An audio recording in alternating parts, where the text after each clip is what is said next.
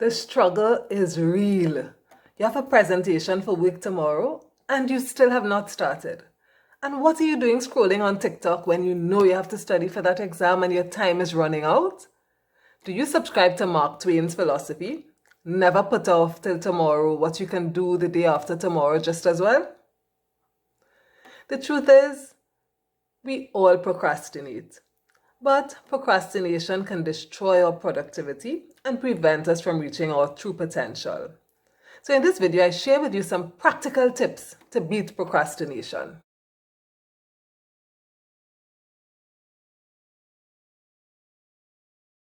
So there are different types of procrastinators. We have chronic procrastinators and we have situational procrastinators. So the chronic procrastinators are those who procrastinate in almost every situation. Procrastinating is the norm for them. In those cases, it may be due to a disorder such as ADD or ADHD, and in those cases, medical assistance would be required. In the case of situational procrastinators, persons may procrastinate because of how they feel about a particular situation. So, for instance, you may find that the task is irrelevant. It's been delegated to you, but it's really not something that's important to your goals, and you're just not interested. You may be a bit confused.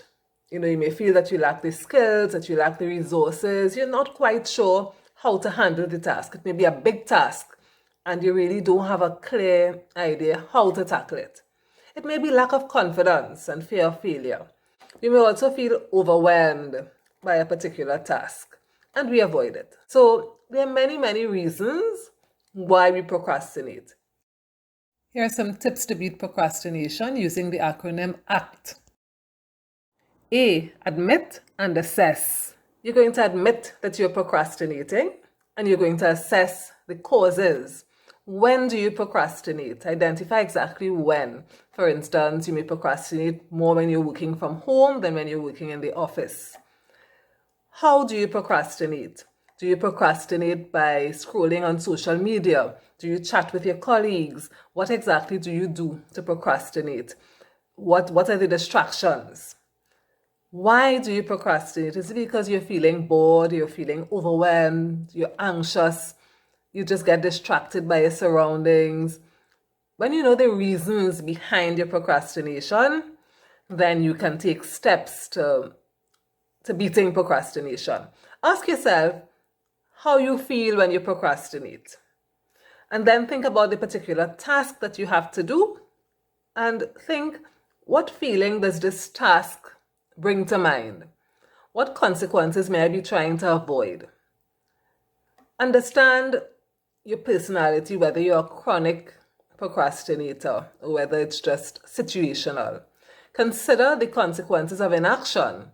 What are the downsides of not preparing for tomorrow's meeting? How will you feel when you get in there and you're not ready? Then you can also visualize the task as being completed and think of how you'd feel when it's completed. Do you feel a sense of relief? Do you feel a sense of achievement? Create and commit. You're going to create an action plan. First, you start off with a detailed list of all the things that you have to do. And you're going to break down into activities, deadlines, and priorities. This is helpful for persons who have too much on their plate and who are just feeling very overwhelmed. So first step is to get it out of your head. Write it down. Set clear priorities. You may want to schedule on Google Calendar or using any apps that you're happy with. So for the activity that you've been avoiding, you're going to decide on the concrete steps you need to take to accomplish that activity. You may even decide that that particular task is just something that you're not interested in and can be delegated to someone else. Commit to taking action. You're going to now make a conscious decision to follow through on your plan. You may also want to commit publicly.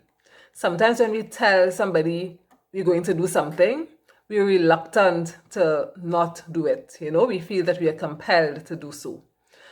Getting an accountability partner can be very, very helpful. You have someone to check in with. Also, if you plan to work out with a friend, you'll be less likely to skip that workout because your friend holds you accountable. Take baby steps. When our tasks are too large, they can be daunting and overwhelming, and we can have unrealistic expectations. And these can sabotage our success. So once we have identified the steps that we need to take, we must ensure that these steps are all manageable. So our first step should be a very easy step, and that momentum will carry you further into the task. Procrastination prevents you from starting, but usually once you begin, it's often less painful to keep working. If your habits are small and easy to start, then you'd be less likely to procrastinate. So if you want to write a book and you plan that every day you'd write a chapter and the chapter is really difficult for you, you may want to say, today I commit to 100 words. Or you may just decide I'm going to write for 10 minutes. You have a 10-minute challenge that would give you a sense of urgency. A technique that I find particularly effective is the Pomodoro technique.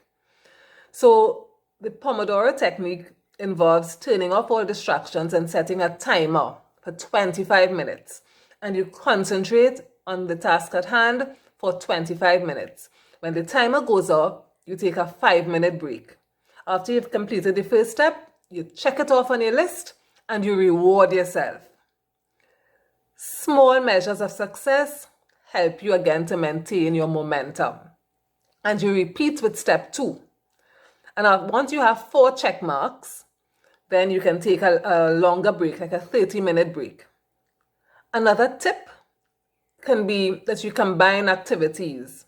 So if there's an activity that you really don't want to do, like a household chore, like ironing, you don't like to iron, but maybe you can plan to chat with your best friend while you're ironing, or while you're working out on the treadmill, you may decide to watch your favorite show. Sometimes you can actually track yourself if you like the tracking apps and so.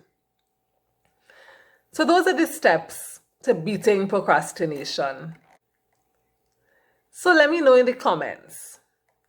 Do you find that you have a tendency to procrastinate? Do you think any of these steps would be helpful for you? Have you tried any other methods that you found very helpful? If so, please share with us in the comments. Thank you for watching. Please like, comment, and subscribe. See you soon.